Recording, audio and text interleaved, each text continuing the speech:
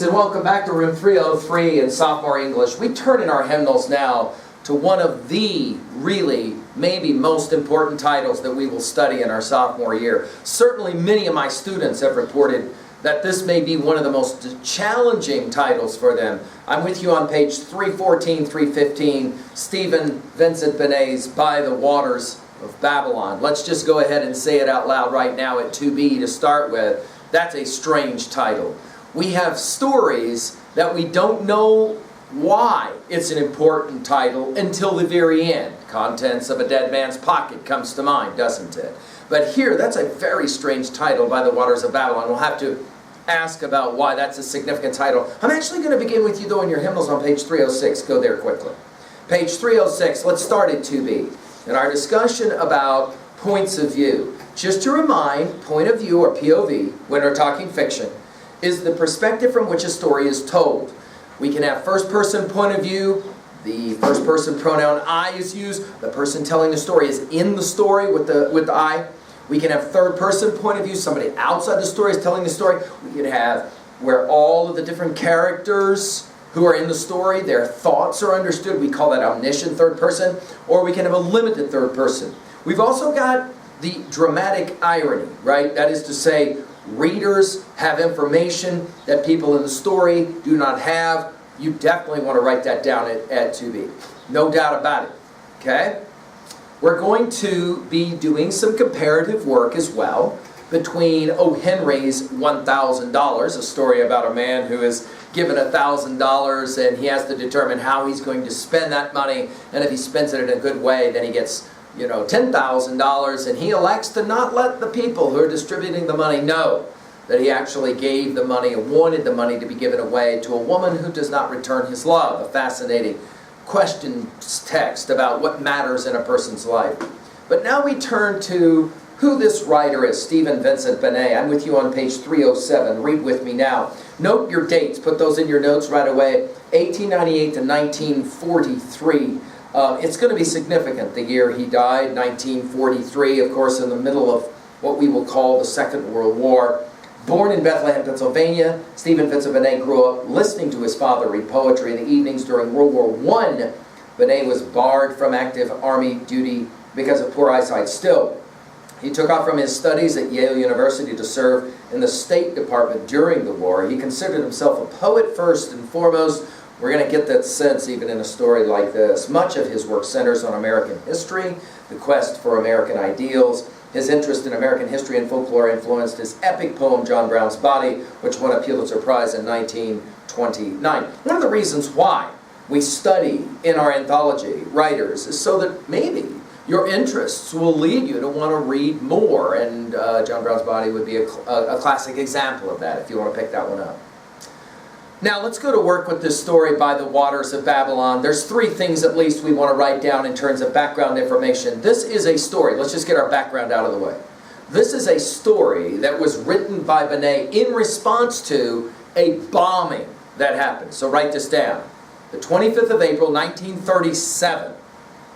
We have the famous bombing of Gershina in the Spanish Civil War. It basically destroyed, the Luftwaffe basically destroyed this city.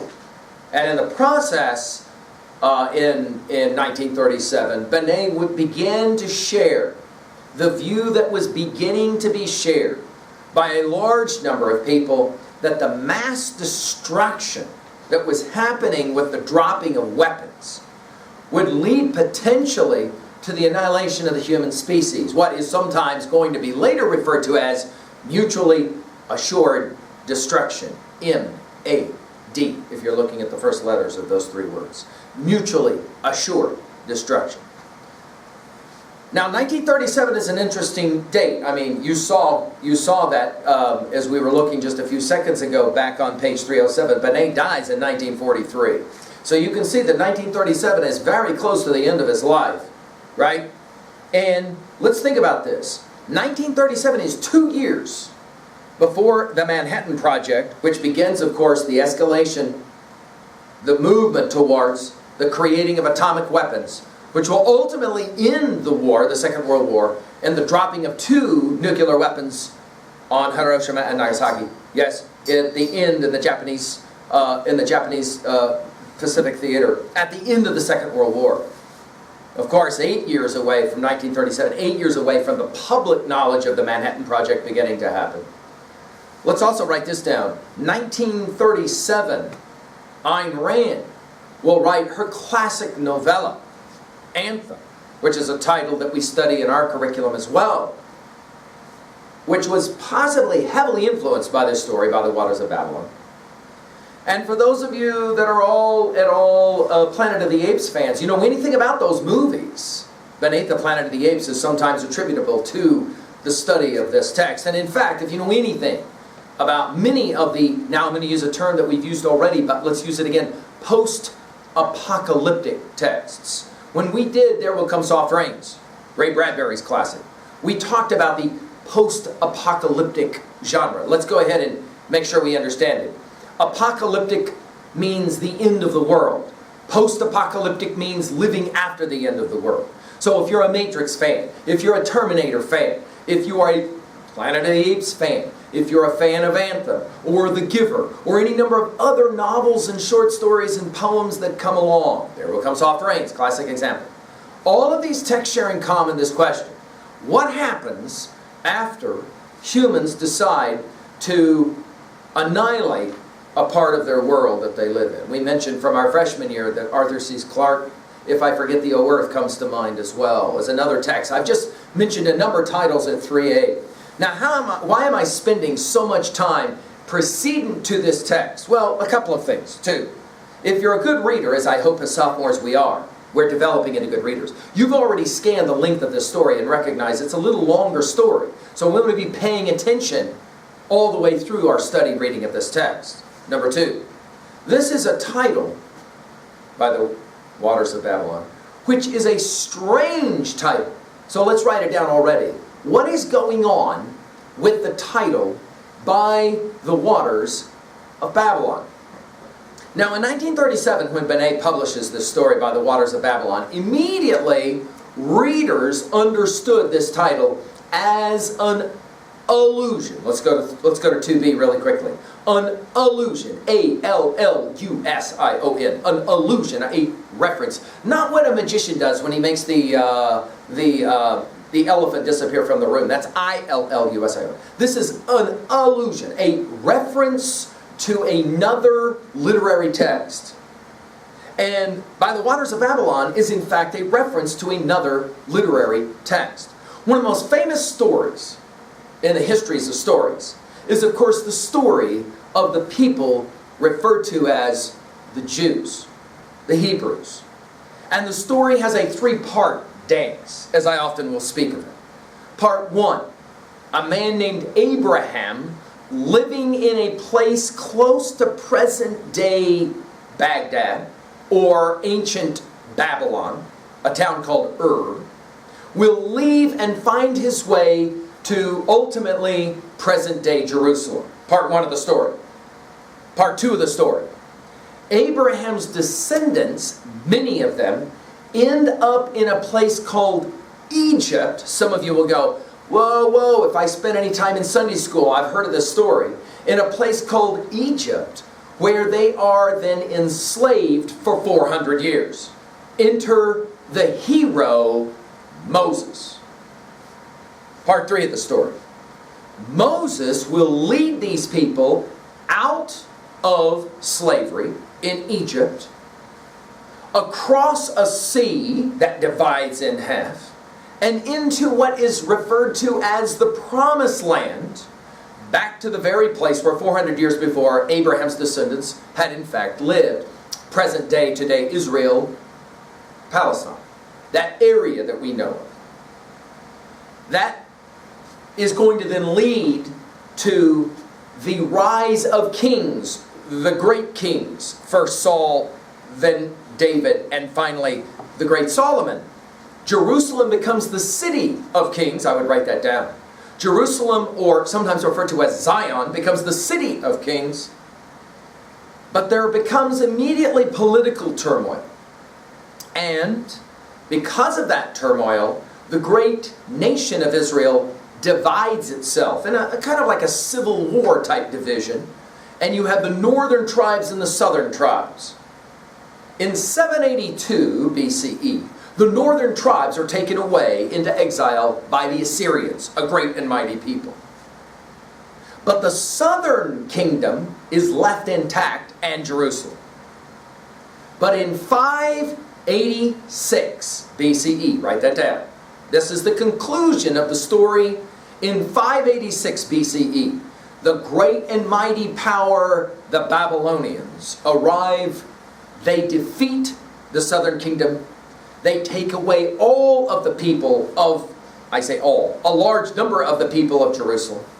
And they make them walk the distance from Moreland to South Denver. It would be like this afternoon. Everybody in the entire town of Moreland is rounded up at the Bighorn River. And at machine gun point, everybody in the town is told, start walking towards South Denver. If anybody gets tired and falls along the way, bullet in the back of the head. Children, of course, die quickly. Old people, of course, die quickly. When these people finally arrive in Babylon, and by the way, this is called exile, E-X-I-L-E for your notes, exile. When these people arrive in Babylon, there is an assumption they will never, ever get back to their holy city of Jerusalem, to the temple that is built there. Looking, of course, in hindsight, we know that the Babylonians are defeated by the Persians, and the Persians allow for these people to go back. And ultimately, we have today Jerusalem still in existence, and we have, of course, today Israel as a nation state. And it has a lot to do with the fact that these people finally got to go back from their exile in Babylon. During Babylon, however, there were some really important poems written. And one of the most important of those poems is contained in a book in the Hebrew Bible, the sacred scriptures, the wisdom scriptures, the book of Psalms. And there is a very famous Psalm 137. You'll want to write that down. Psalm 137. In this psalm, we have three very interesting things happening all at the same time. One, a reference to the fact that the Babylonians are treating the Israelites in exile very badly. They ask them, will you please sing us songs from your ancient country? Because obviously your ancient country got jacked by us. Ha, ha, ha. I'll just read you Psalm 137, and the opening lines run something like this. By the waters of Babylon. There's two large rivers, that, of course, the Tigris and the Euphrates, that define the Babylonian civilization. By the waters of Babylon. The King James Version of the Bible, by the way, a text that we will study in your senior year, says, by the rivers of Babylon. By the waters of Babylon, there we sat down. Yea, we wept when we remembered Zion. We hanged our harps upon the willows in the midst thereof. For there they that carried us away captive required us of a song. And they wasted us, required of us mirth, saying, sing us one of the songs of Zion. How shall we sing the Lord's song in a strange land? If I forget thee, O Israel, or O Jerusalem, let my right hand forget her cunning. If I do not remember thee, let my tongue cleave to the roof of my mouth. If I prefer not Jerusalem above my chief joy. Remember, O Lord, the children of Edom in the days of Jerusalem, who said, raise it, destroy it, even to the foundation thereof. O daughter of Jerusalem, who art to be destroyed, happy shall he be that rewardeth thee as thou hast served us. Happy shall he be that taketh and dasheth thy little ones against the stones. Now, this poem I lecture in your senior year to you. If you're interested, you can hit learnstrong.net in the Senior A folder, and you can find my comments there for the King James Version of the Bible, and more particularly this very, very famous psalm. By the way, did you see that? If I forget thee, O Jerusalem? Do you remember Arthur C. Clarke's text from your freshman year? If I forget thee, O earth? Another post-apocalyptic text. Psalm 137 has been used a number of times to talk about what it's like to lose the place you once cherished as your home. But probably none are as famous as Vincent Benet's By the Waters of Babylon. Write this down in 2B.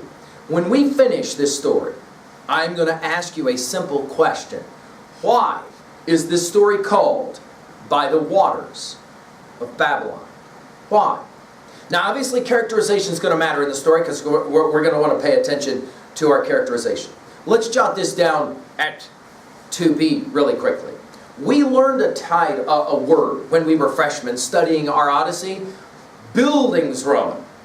Bildungsroman. It's a German word which means a coming-of-age story for a young man. Anytime we have a story where a young man, think of Telemachus, where a young man has to go through all of these experiences and start to grow up, that's what we call a Bildungsroman story. Here, we're going to have a form of the Bildungsroman. We're going to have a young boy who lives in a strange society where they're not allowed to do certain things and go certain places.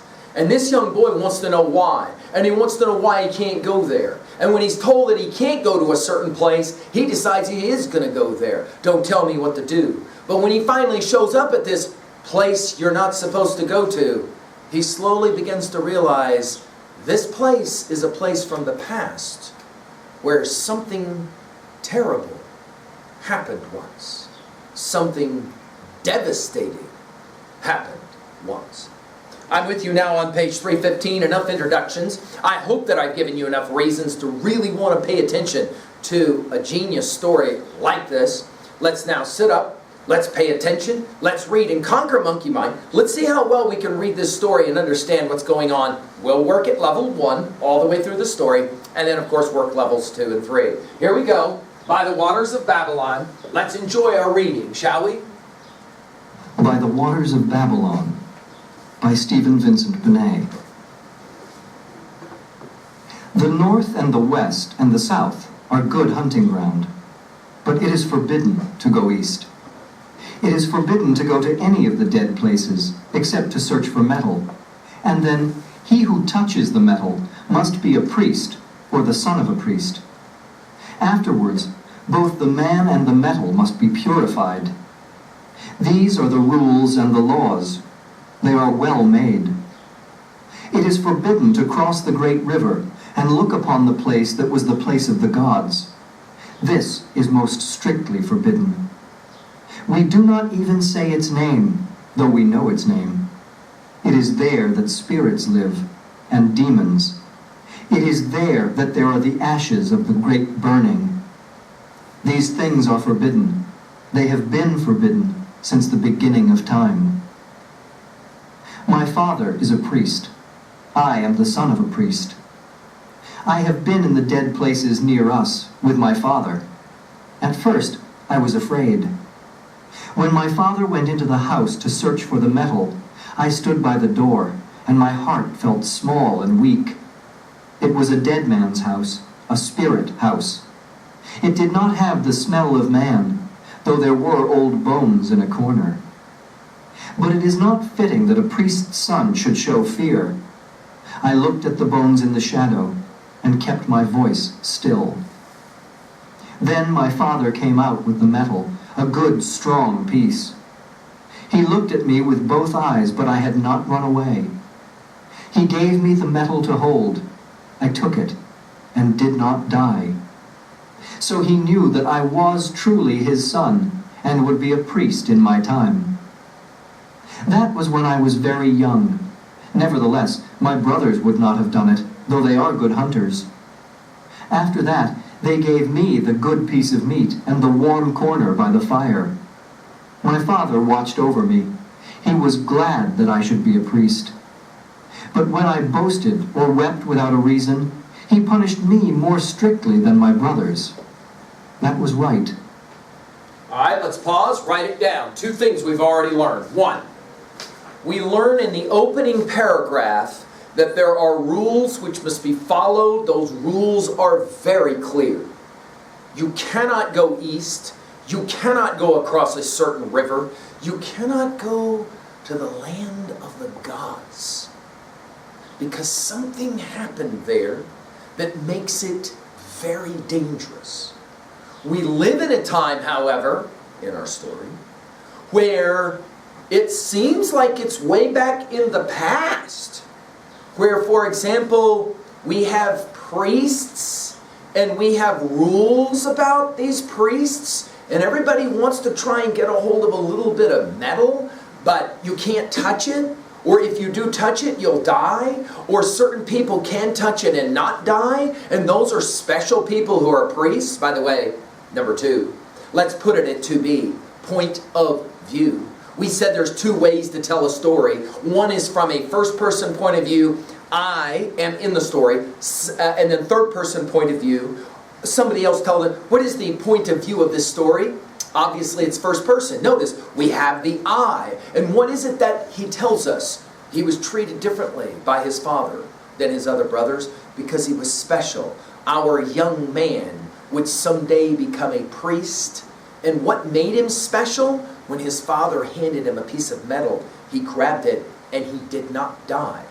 Raising all kinds of questions. Dude, what's up with this metal? And why would anybody be freaked out by metal? I mean, come on, it's just metal after all.